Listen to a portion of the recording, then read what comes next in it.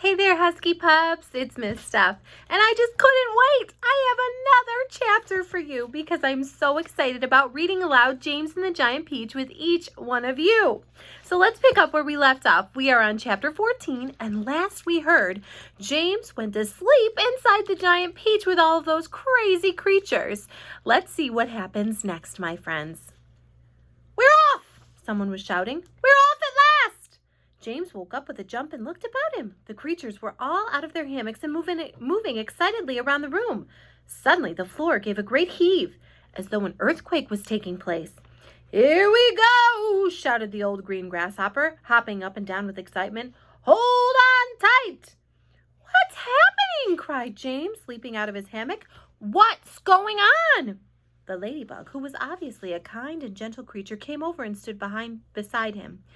"In case you don't know it," she said, "we are about to depart forever from the top of the ghastly hill that we've all been living on for so long. We're about to roll away inside this great, big, beautiful peach to a land of what?"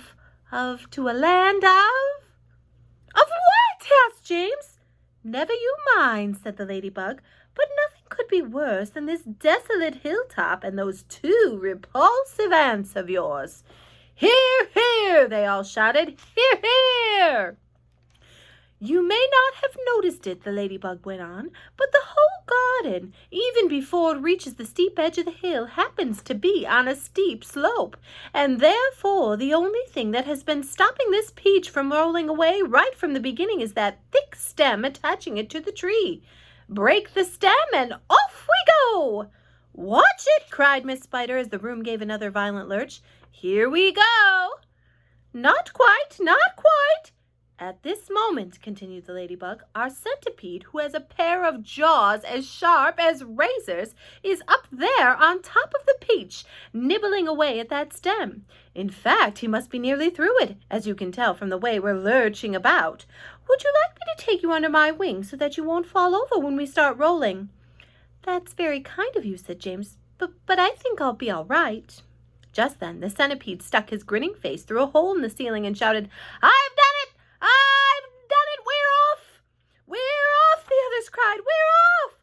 "The journey begins!" shouted the centipede. "And who knows where it will end?" muttered the earthworm. "If you have anything to do with it, it can only mean trouble." "Nonsense," said the ladybug. "We are now about to visit the most marvelous places and see the most wonderful things.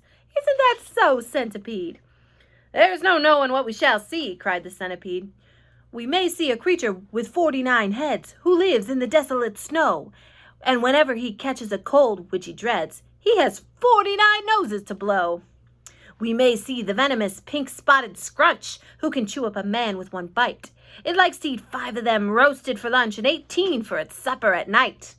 We may see a dragon, and nobody knows that we won't see a unicorn there.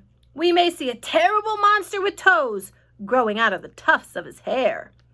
We may see the sweet little bitty bright hen, so playful, so kind and well-bred, and such beautiful eggs you just boil them and then they explode and they blow off your head.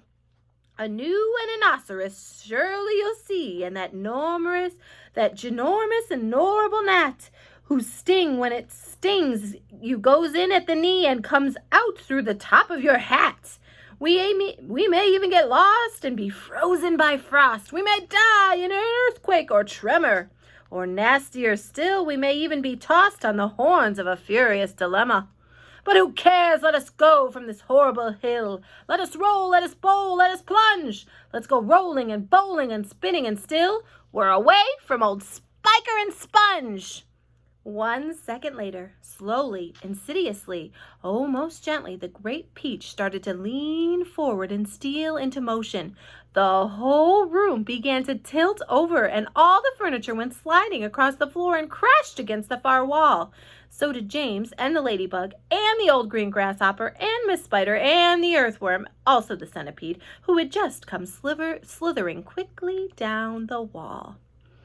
It looks as if they are breaking that peach off of its branch, and it is going to roll down the hill. But where will it go? What will they see? That little centipede. He seems to say there's some treacherous beasts out there that they could encounter, but who knows if they actually will. Let's see what awaits our friends as we keep reading aloud with James and the Giant Peach. See you soon, Husky Pups.